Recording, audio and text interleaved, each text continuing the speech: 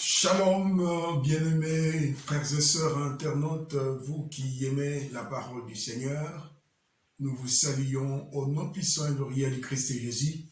Il s'agit, comme vous le savez, de votre humble serviteur, le bien-aimé, votre bien-aimé révérend Jean-Marie Timbanzilankoulou.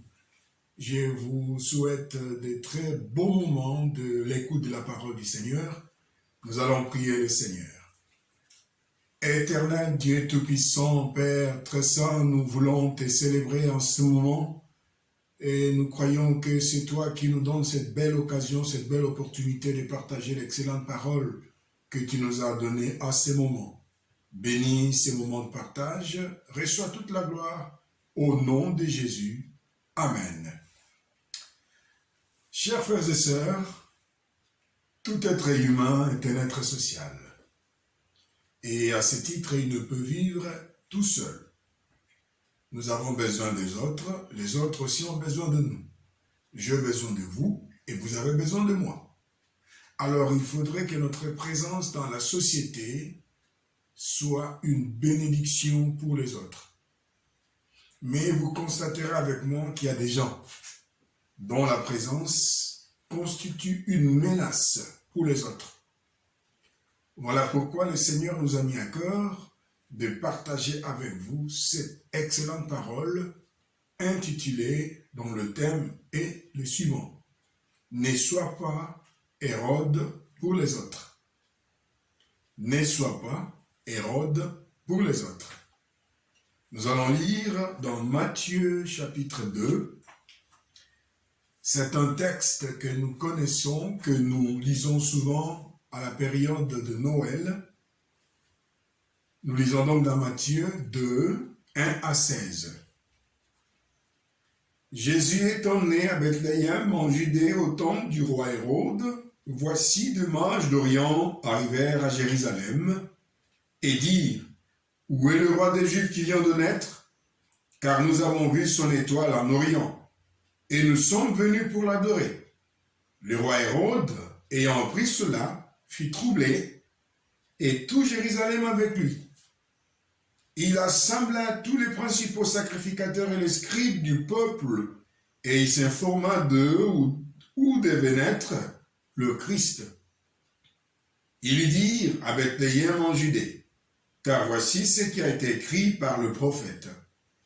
Et toi, Bethléem, terre de Juda, tu n'es certes pas la moindre entre les principales villes de Juda, car de toi sortira un chef qui paîtra Israël, mon peuple.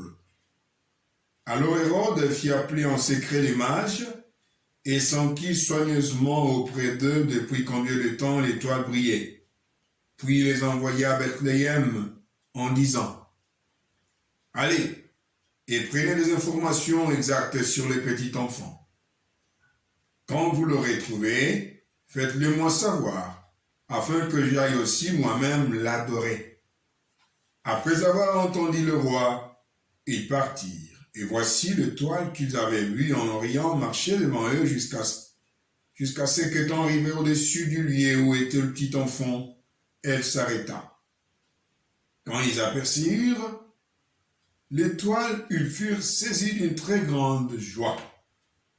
Ils entrèrent dans la maison, virent le petit enfant et Marie, sa mère, se prosternèrent et l'adorèrent. Ils ouvrirent ensuite leur trésor et lui offrirent en présent de l'or, de l'encens et de la myrrhe. Puis, divinement avertis en songe de ne pas retourner vers Hérode, ils regagnèrent leur pays par un autre chemin.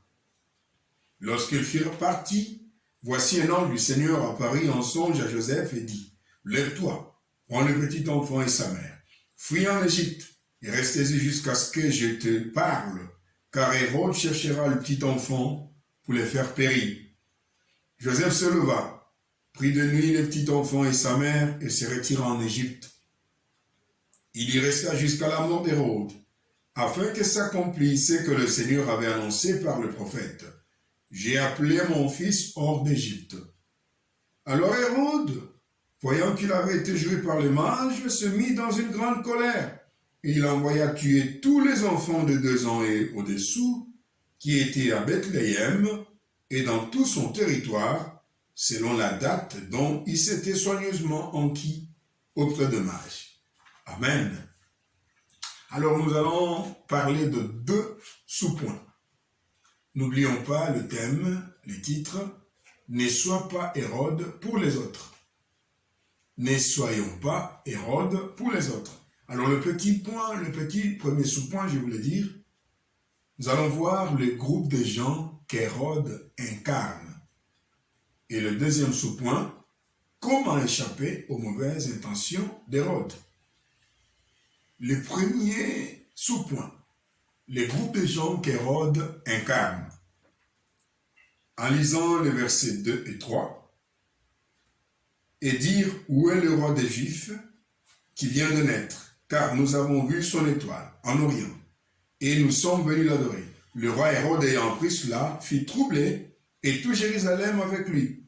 Le premier groupe de gens qu'Hérode incarne, ce sont des gens qui sont mal à l'aise de voir quelqu'un d'autre apparaître à leur côté ou là où ils sont. Il y a des gens qui sont mal à l'aise. Hérode était troublé parce qu'il a appris qu'il y a un autre roi qui vient de naître. Il était roi, mais lui était un roi politique. Et il entend, il y a le roi des Juifs. Et n'oublions pas, à cette période, Israël était sous l'occupation romane, c'est-à-dire le roi Hérode était italien, un Romain. Et le roi qui vient de naître, c'est un Juif. Il y a des gens qui sont dans nos sociétés, qui sont un peu partout dans le monde, qui deviennent mal à l'aise lorsqu'il y a une personne similaire à eux qui apparaît. C'est très dangereux.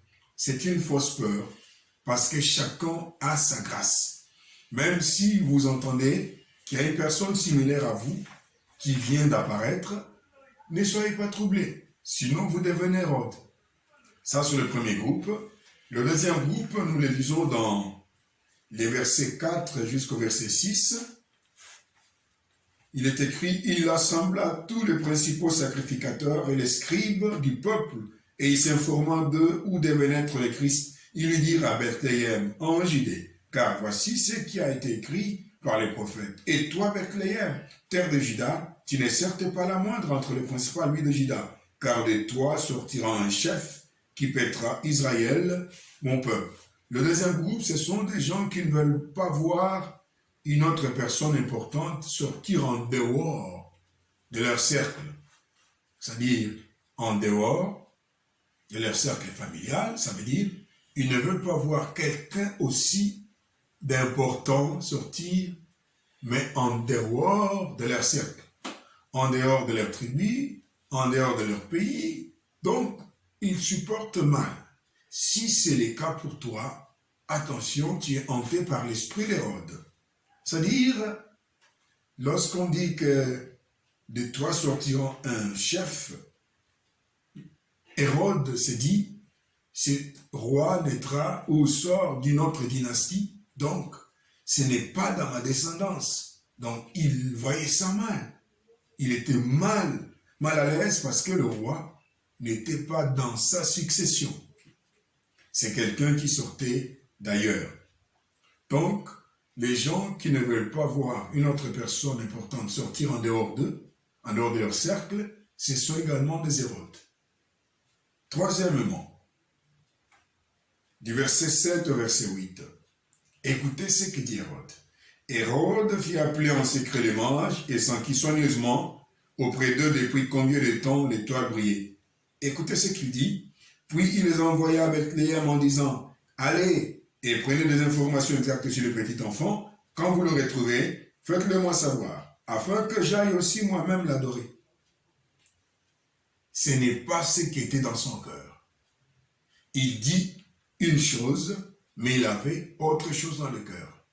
Le troisième groupe qu'Hérode incarne, ce sont des gens qui disent une chose, mais qui en réalité ont une autre dans leur cœur, c'est-à-dire des hypocrites. Car le verset 12 le prouve.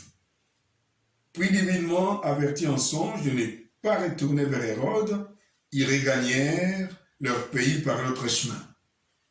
Le Seigneur a dit aux mages, ne rentrez pas vers Hérode comme il vous l'a demandé, parce que ses intentions sont fausses. Ce qu'il vous a dit, est faux, mais ses intentions sont celles de tuer les petits enfants. Alors, ne rentrez pas par là. Alors je me dis, il pourrait même avoir tué les mages s'ils étaient rentrés par son chemin.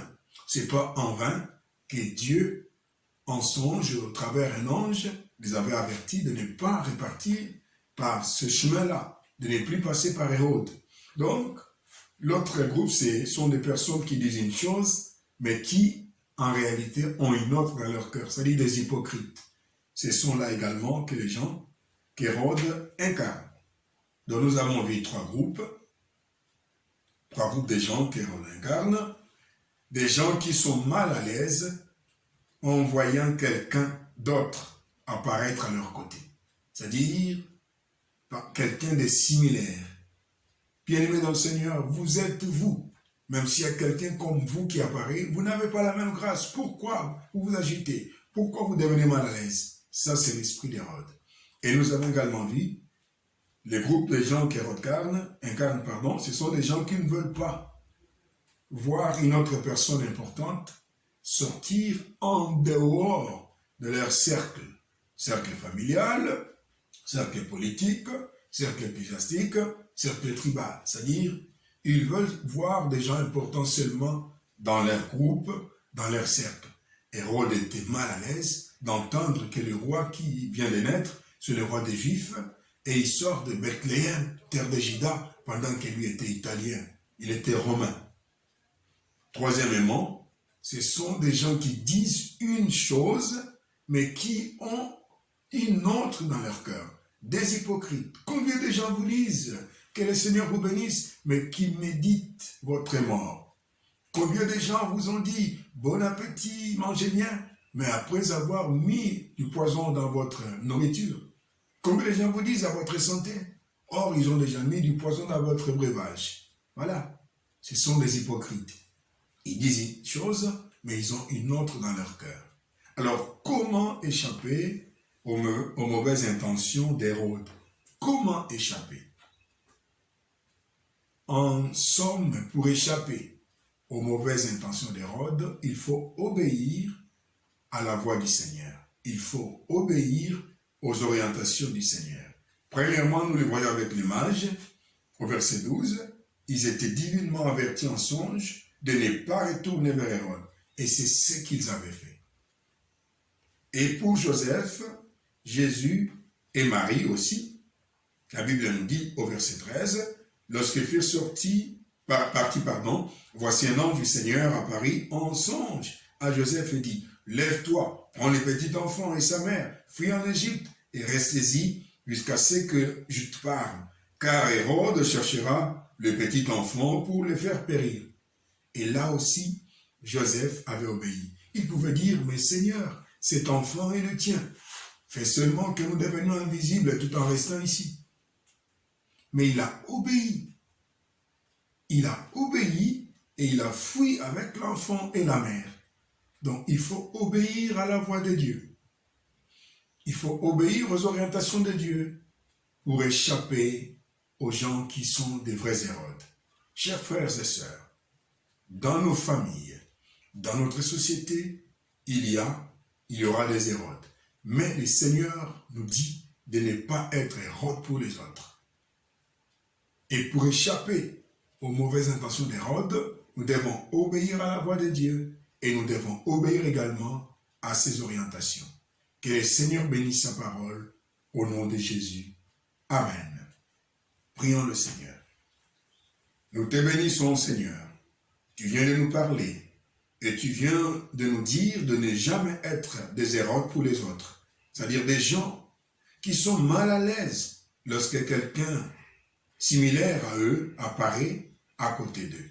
Et des gens qui ne veulent pas voir quelqu'un d'important aussi apparaître en dehors de leur cercle. Mais également des gens qui sont des hypocrites, qui disent une chose mais qui ont une autre dans leur cœur. Et tu nous as rappelé que pour échapper aux mauvaises intentions d'Hérode, nous devons obéir à ta voix. et nous devons obéir à tes orientations, faire ce que tu nous dis, que cette parole produise des fruits dans nos vies et que ceux qui étaient les Hérodes puissent changer, car tu as besoin d'eux aussi pour qu'ils fassent du bien. Reçois la gloire au nom de Jésus. Amen. Que l'Éternel vous bénisse.